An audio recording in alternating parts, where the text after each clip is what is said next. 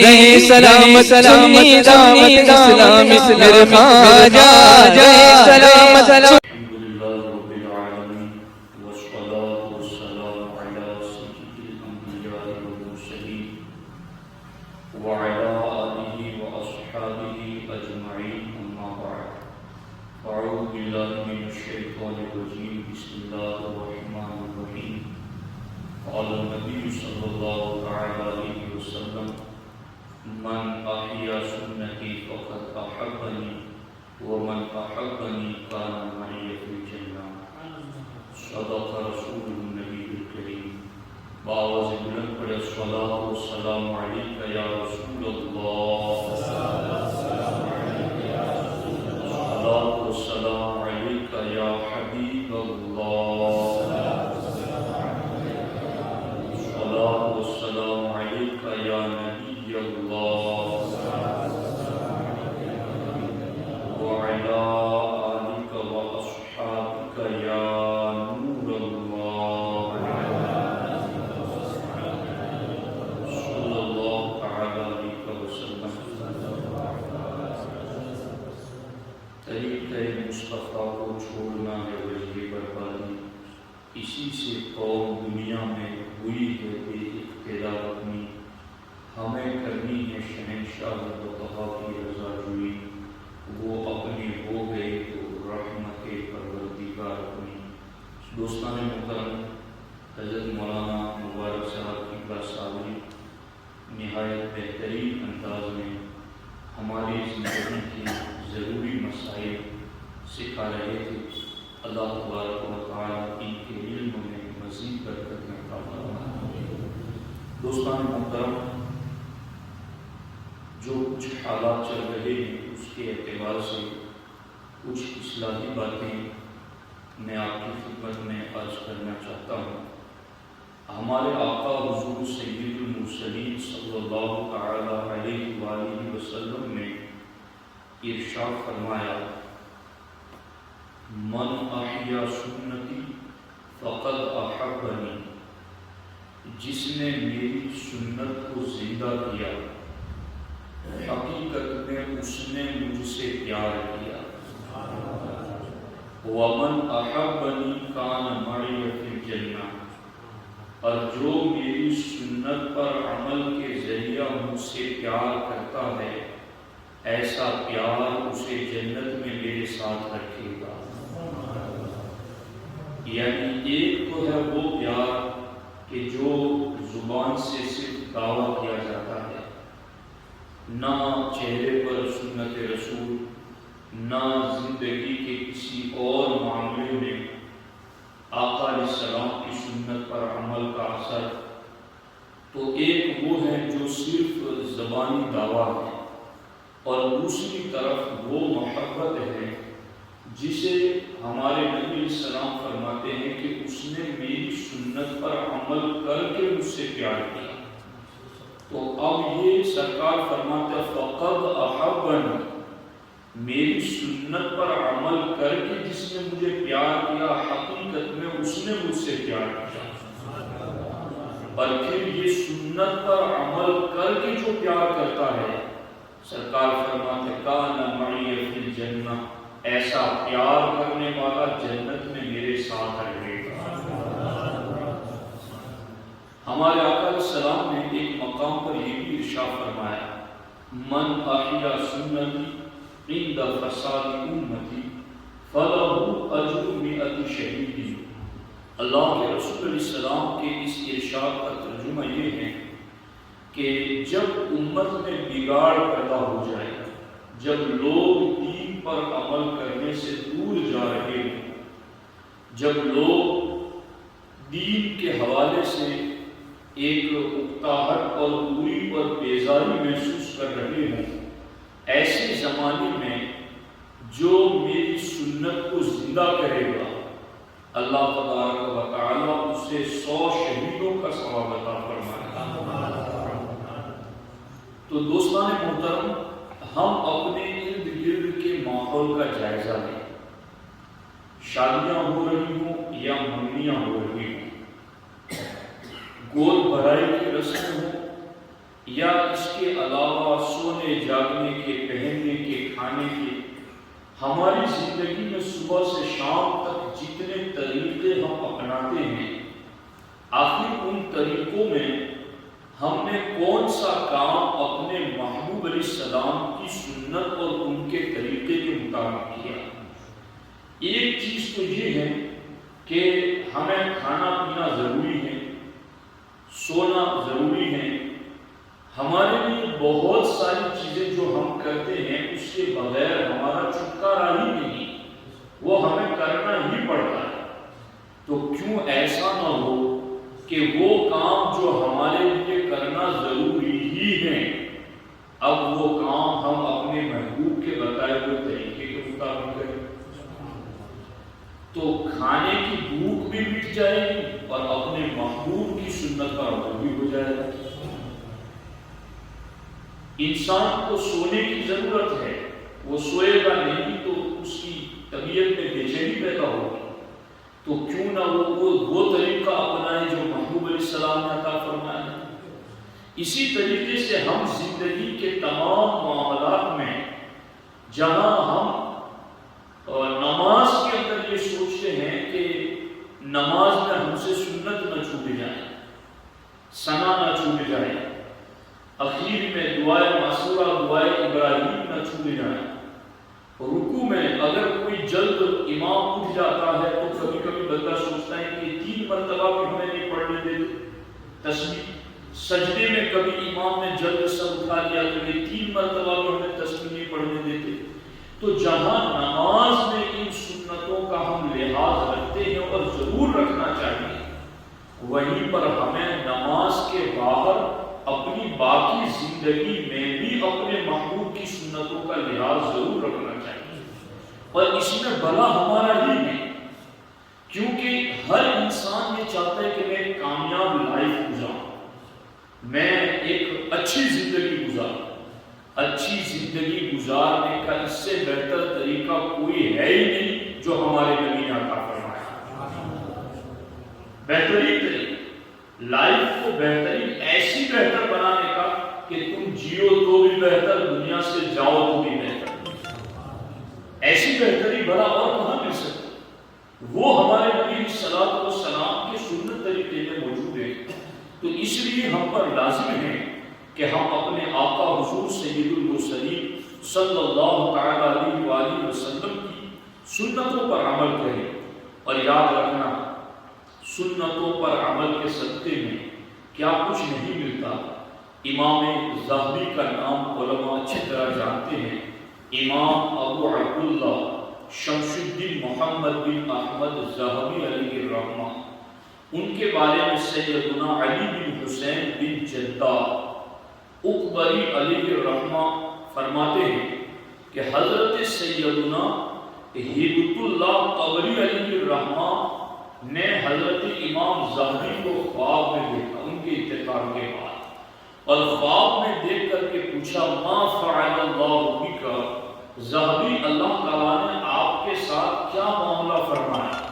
تو امام ذہبی نے جواب دیا اللہ تعالیٰ نے میری مغفرت فرمائی۔ تو سیدنا ہبت اللہ قبری علیہ الرحمہ نے پوچھا کس سبب سے، توجہ سے سننا، کس سبب سے اللہ نے بخش دیا؟ تو امام ذہبی نے رازدارانہ انداز میں کہا سنت کی وجہ سے۔ امام ذہبی نے خواب میں رازدارانہ انداز میں کہا حضور کی سنت پر عمل کی وجہ سے اللہ نے بخش دیا۔ تو دوستو تھوڑا غور کیجیے، میں حالات کو دیکھ رہا ہوں تو مجھے بہت بے چینی محسوس ہوتی ہے، یعنی ہمارے علاقے میں بھی اب شادیاں ہو تو دیکھو بالکل یہود و نصارہ کے طریقوں پر، اور کیا حالات بن چکے ہیں، یعنی پورا مجمع سامنے ہے اور دلہا دلہن کرسیوں پر بیٹھے ہوئے ہیں اور غیر محرم دیکھ رہے ہیں، بے حیائی کر رہے ہیں، یا پھر وہ ابھی ان کا نکاح ہوا ہے ہاتھوں میں ہاتھ ڈال کر کے نوجوانوں کے درمیان سے گزر رہے ہیں۔ اگر یہ بے حیائی چلتی پھر 10 کریں گے تو ان کو دیکھ کے 100 اور کریں گے. تو میں یہ کہتا ہوں کہ اس میں آپ سنت کی ادائیگی نکاح کے لیے چل رہے ہیں اور سنتوں کا جنازہ نکال رہے ہیں. تو یہ قوم کیسے بامراد ہوگی؟ یہ قوم کیسے عزت پا سکے؟ یہ قوم کیسے سربلند ہو سکے اگر انہوں نے اپنے محبوب علیہ السلام کی سنتوں کو ہی چھوڑ دیا؟ یہاں امام زاوی رازدارانہ انداز میں کہتے ہیں میری بخشش ہوئی ہے تو سنت رسول پر عمل کی وجہ سے. تو کتنی اہم چیز ہے کہ مومن سنت پر عمل کرے، سنت کے مطابق کھانا پینا، سنت کے مطابق چلنا پھرنا، مسواک کرنا، لباس پہننا، جوتے پہننا، تیل لگانا، ناخن کاٹنا. اس طرح سے زندگی کے جتنے بھی معمولات ہیں ہمارے، ان کو اگر ہم سنت کے سانچے میں ڈھال دیں تو وہ کام تو ہو ہی جائیں گے، سنت کی برکتیں بھی مل جائیں گی. اب آپ غور کریں اس سلسلے میں سرکار اعلیٰ حضرت فرماتے ہیں سنت کی قسمیں بیان کرتے ہیں. اعلیٰ حضرت فرماتے ہیں سنت ہدا اور سنت زوالی. سنت ہدا یعنی سنت موقدہ، اس کے چھوڑنے سے اساءت اور کراہت لازم ہوتی یعنی گناہ ہوتا ہے. وہ کون سی سنت؟ مثال کے طور پر جماعت چھوڑنا، اذان چھوڑنا، تکبیر چھوڑنا، یعنی بستی والے اذان دینا چھوڑ دے، تکبیر کہنا چھوڑ دے تو یہ گنہگار ہے اس سنت کو چھوڑنے کی وجہ سے. اور دوسری سنت غیر موقع، اس کے ترک کرنے سے گناہ نہیں ہوتا. مثال کے طور پر ہمارے نبی علیہ الصلوۃ والسلام کا لباس پہننا، نفل اور مندوب، نفل نماز ہے یا دیگر نفلی کام ہے تو اس کے کرنے والے کو ثواب تو ہوگا مگر چھوڑنے والا گنہگار نہیں ہوگا. تو اب آپ سوچیں یہاں پر کہ جو چیزیں سنت موقدہ ہیں اس کے بارے میں اتنی تاکید ہے کہ اس کا چھوڑنے والا گنہگار ہوتا ہے، تو پھر جو بندہ واجب کو چھوڑ دیتا ہے، جو فرض کو چھوڑ دیتا ہے، جو حرام کام کرتا ہے سامنے، تو پھر اس بندے کے لیے کتنی سخت وعیدیں ہوں گی اور وہ کس قدر زیادہ سنت رسول علیہ الصلوۃ والسلام کی فیض سے محروم رہے گا. ہمارے نبی علیہ السلام نے تو یہاں تک فرمایا کہ من رغب عن سنتی فلیس منی، جس نے میری سنت کو چھوڑا وہ مجھ سے نہیں. جس نے میری سنت کو چھوڑا وہ مجھ سے نہیں ہے. اب یہ مجھ سے نہیں ہے اس کا کیا مطلب ہے؟ علامہ بدر الدین عینی علیہ رحمہ لکھتے ہیں کہ وہ مجھ سے نہیں ہے یعنی ہماری سیرت پر عمل پیرا نہیں، یا ہماری دی ہوئی ہدایت پر گامزن نہیں ہے، یا ہمارے اخلاق سے آراستہ نہیں ہے. اور مفتی احمد یار خان نعیمی فرماتے ہیں کہ وہ ہم میں سے نہیں، اس کا مطلب ہماری جماعت سے نہیں، ہمارے طریقے والوں میں سے نہیں، ہمارے پیاروں سے نہیں ہے، یا ہم اس سے بیزار ہیں وہ ہمارے مقبولوں میں سے نہیں. آپ غور کیجیے کہ سرکار دو عالم صلی اللہ تعالی علیہ وسلم جہاں جانور بھی پناہ لیتے ہیں، جہاں چڑیوں کی بھی فریاد سنی جاتی ہے، وہ نبی اگر یہ کہہ دیں کہ تم نے اگر میری سنت کو چھوڑ دیا تو تم میرے نہیں ہو، میرے پیاروں میں سے نہیں، میرے مقبولوں میں سے نہیں، میری جماعت میں سے نہیں، میرے پیارے پسندیدہ لوگوں میں سے نہیں، تو یہ امت کے لیے کس قدر زیادہ محرومی کی بات ہوگی کہ وہ اپنے محبوب علیہ الصلوۃ والسلام کی سنت اور ان کے طریقے کو چھوڑ دے. اس سلسلے میں آپ کے سامنے ایک حدیث پاک اور اس کی کچھ شرح علامہ علی قاری رحمۃ اللہ تعالی کے لفظوں میں سنانا چاہتا ہوں، کچھ دھیان سے سنیے. مشکاہ شریف میں بھی اور اس کو امام اہل سنت نے بھی ذکر کیا ہے. حضرت جابر رضی اللہ تعالیٰ عنہ سے روایت ہے کہ حضرت عمر بن خطاب رضی اللہ تعالیٰ عنہ عطا رسول اللہ صلی اللہ علیہ وسلم بنسخۃ من التوراۃ، کہ حضرت سیدنا عمر بن خطاب رضی اللہ تعالیٰ عنہ تورات کا ایک نسخہ لے کر بارگاہ رسالت میں حاضر آئے. تورات کون سی کتاب ہے؟ جو حضرت موسیٰ علیہ السلام پر نازل ہوئی تھی. اور حضرت موسیٰ علیہ السلام کی امت کی ہدایت کے لیے نازل ہوئی تھی۔ ایک نبی اور جلیل القدر اولو العزم نبی اور رسول پر اترنے والی کتاب، ہدایت کے لیے اپنے زمانے میں اترنے والی کتاب، اس کا ایک نسخہ لے کر حضرت عمر بارگاہ رسالت میں حاضر آئے اور عرض کیا ہذہ نسخۃ من التوراۃ، یا رسول اللہ صلی اللہ علیہ وسلم یہ تورات کا ایک نسخہ ہے۔ علماء یہاں توجہ سے سنیں، یعنی حضرت عمر نے یہ کہا کہ یہ تورات کا نسخہ ہے، اس کا کیا مطلب؟ فَهَلْ تَأْذِنُ لَنَا أَن نُطَالِعَ فِيهَا لِنَطَّلِعَ عَلَى مَا فِيهَا مِنْ أَخْبَارِ الْأُمَمِ وَشَرَائِعِ مُوسَىٰ علیہ السلام۔ گویا حضرت عمر یہ کہہ کر کے کہ یہ تورات کا نسخہ ہے، تو کیا آپ مجھے اجازت دیتے ہیں کہ میں اس کو پڑھوں تاکہ میں جانوں کہ اگلی امتوں اور موسیٰ علیہ السلام کی شریعت کے احکام اس میں کیا لکھے ہوئے؟ حضرت عمر کا کہنے کا مطلب یہ تھا کہ یہ تورات کا نسخہ ہے حضور، کیا اجازت ہے کہ میں اس کو پڑھوں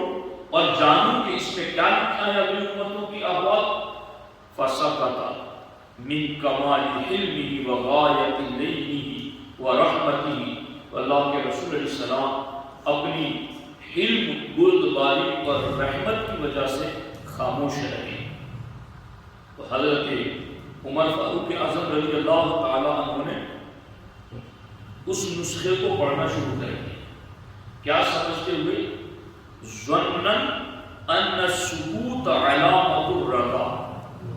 حضرت عمر یہ سمجھے کہ خاموش رہنا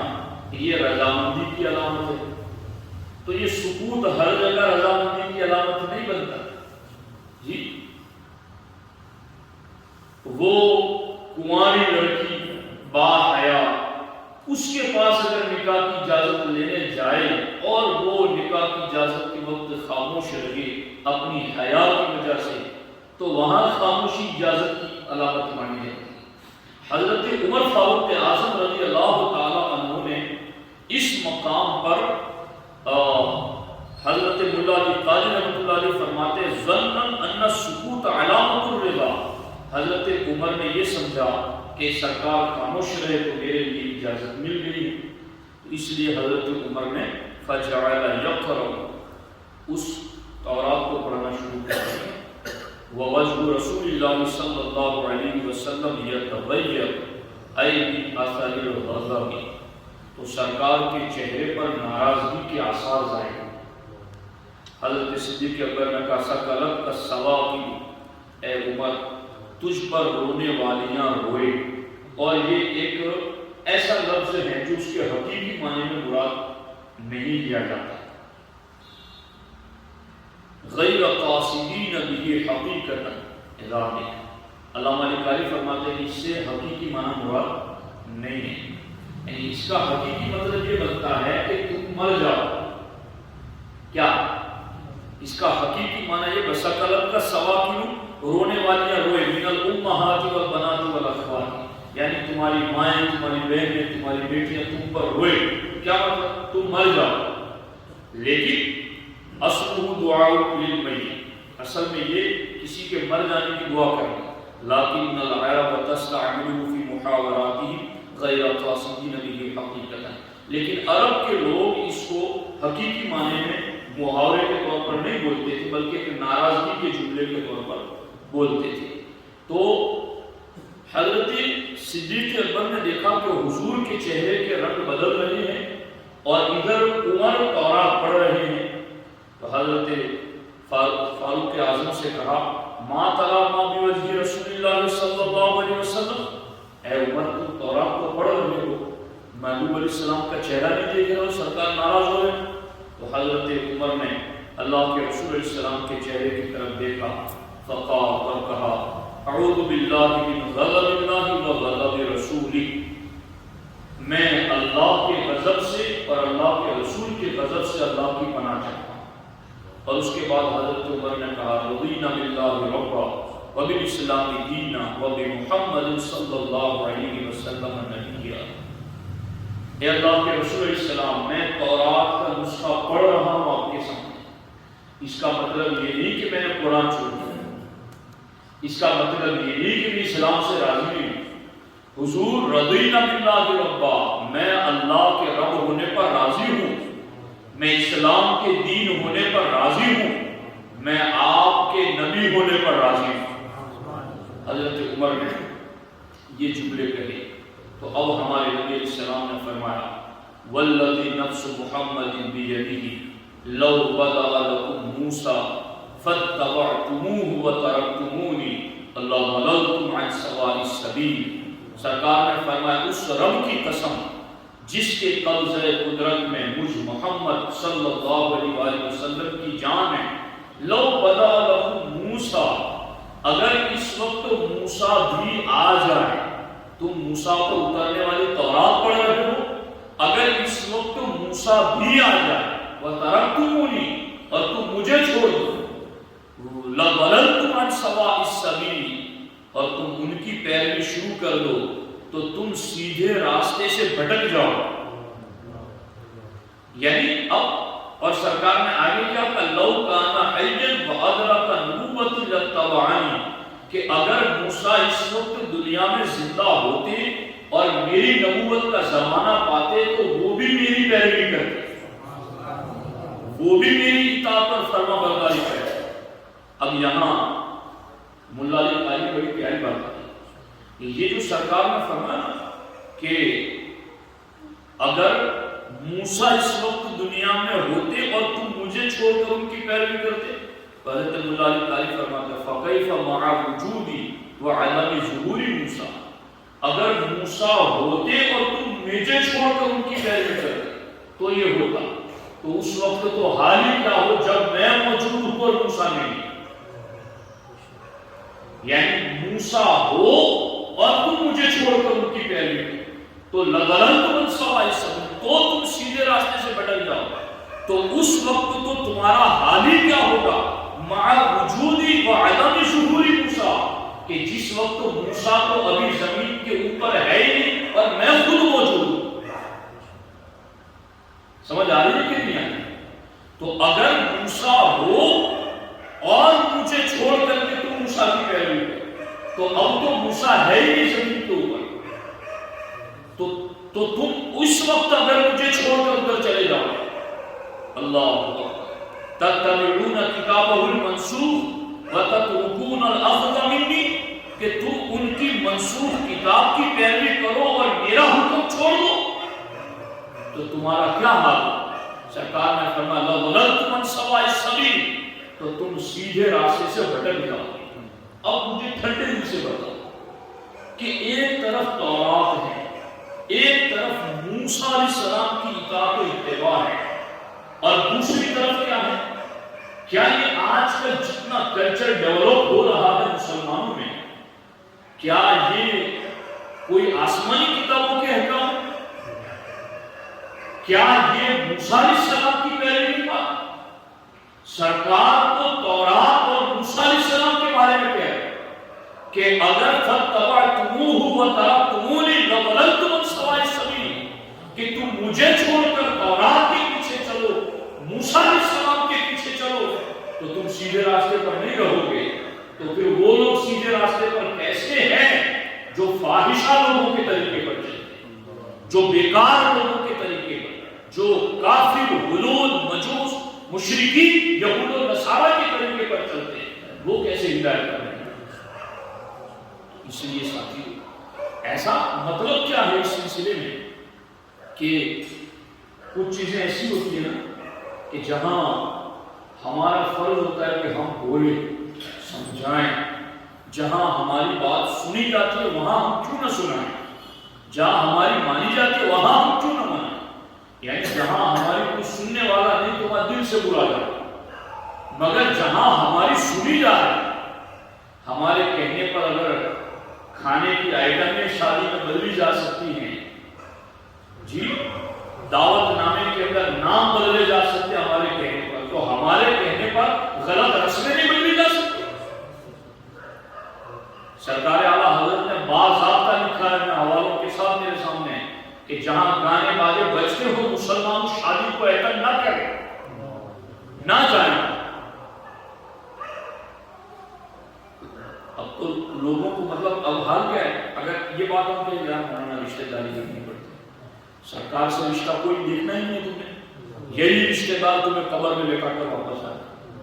یہی رشتہ دار قیامت کے دن ہر ایک دوسرے سے بیگانہ ہو جائے، قبر میں حشر میں ہر جگہ رشتہ کام آئے گا تو محمد عربی کا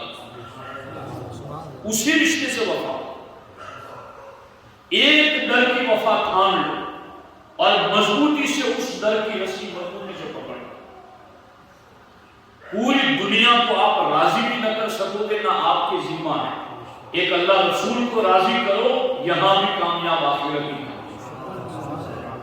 بس ایک ہی چیز، انہیں جانا انہیں مانا، نہ رکھا غیر سے کام، للہ الحمد میں دنیا سے مسلمان ہے۔ واسطہ پیارے کا ایسا ہو کہ جو سنی مرے، یوں نہ فرمائے تیرے شاہد کے وہ فاجر گیا، عرش پر دھومے مچے کو مومن صالح ملا، فرش سے ماتم اٹھے وہ طیب و طاہر، یعنی یوں زندگی گزارو کہ جب مرو تو عرش والے خوشیاں منا رہے ہو کہ آج ایک نور میں اضافہ ہو گیا، اور فرش والے ماتم منا رہے ہو کہ ہم میں سے ایک طیب و طاہر چلا گیا۔ زندگی یوں اسی وقت گزر سکتی ہے جب ہم اپنے نبی سے وفادار ہیں۔ اس سلسلے میں اس حدیث پاک کو اپنی نگاہوں کے سامنے رکھیں۔ اب صرف ایک حدیث میں عرض کر کے گفتگو ختم کرنا چاہتا ہوں۔ صحیح بخاری شریف کی حدیث نمبر 3456، ہمارے آقا علیہ السلام نے فرمایا لَتَتَّبِعُنَّ سُنَنَ مَنْ قَبْلَكُمْ شِبْرًا بِشِبْرٍ وَذِرَاعًا بِذِرَاعٍ حَتَّى لَوْ صَلَقُوا حُجْرَ ضَبٍّ لَصَلَقْتُمُوهُ۔ سرکار نے فرمایا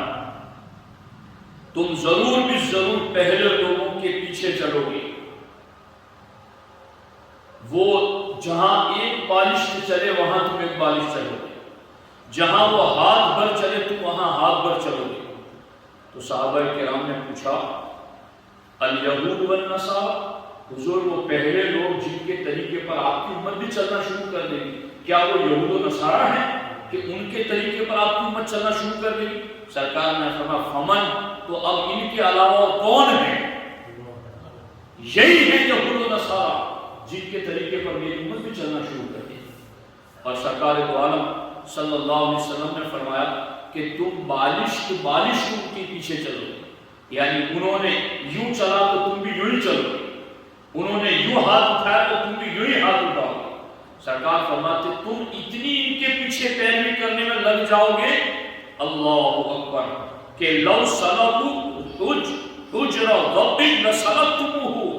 تم اتنا ان کے پیچھے چلو گے کہ اگر پہلے لوگ گوہ کے سوراخ میں داخل ہوئے تو تم بھی اس سوراخ میں داخل ہو جاؤ گے۔ اب اس حدیث کی شرح میں امام ابن حجر عسقلانی رحمہ اللہ فتح الباری میں لکھتے ہیں کہ سرکار دو عالم صلی اللہ علیہ وسلم نے یہاں گوہ کی مثال کی اور گوہ کے سوراخ کی مثال کی کہ تم یہود و نصارہ کی اتنے نقل کرنے والے بن جاؤ گے کہ گوہ سوراخ میں جائے گی تو تم بھی اس کے پیچھے پیچھے چل پڑو، یعنی تم اتنا چلنے میں ان کے پیچھے تمہیں شوق اتنا چڑھ جائے گا۔ یہ کتنا کمال ہے نبی رحمت للعالمین کا کہ صدیوں پہلے ہمیں بتا کر ہمیں آگاہ تو کیا تھا۔ کل یہ نہ کہنا کہ ہمیں کسی نے بتایا نہیں، یہ سنی دعوت اسلامی کے اجتماعات ہیں جو قوم کو ان کے نبی کا فرمان بتا کر انہیں آگاہ کر رہے ہیں کہ جا لے اپنے نبی کے فرمان پر چلو۔ سرکار فرماتے تم بالش ان کے پیچھے چلو، ہاتھ بہاتھ ان کے پیچھے چلو گے۔ اگر پہلے لوگ یہود و نصارہ گوہ کے سوراخ میں داخل ہوئے تو تم بھی ضرور اس راستے پر چلو گے۔ امام ابن حجر عسقلانی رحمہ فتح الباری میں لکھتے ہیں کہ گوہ کا سرکار نے ذکر کیوں کیا؟ دو چیزیں ہیں، اس لیے کہ گوہ کا سوراخ تنگ بھی ہوتا ہے اور بدبودار بھی ہوتا ہے، کہ گوہ کا سوراخ تنگ بھی ہوتا ہے اور بدبودار بھی ہوتا ہے، کہ گوہ کا سوراخ تنگ بھی ہوتا ہے اور بدبودار بھی ہوتا ہے، کہ گوہ کا سوراخ تنگ بھی ہوتا ہے اور بدبودار بھی ہوتی ہے کہ گوہ کا سوراخ تنگ بھی ہوتا ہے اور بدبودار بھی ہوتی ہے کہ گوہ کا سوراخ تنگ بھی ہوتا ہے اور بدبودار بھی ہوتی ہے کہ گوہ کا سوراخ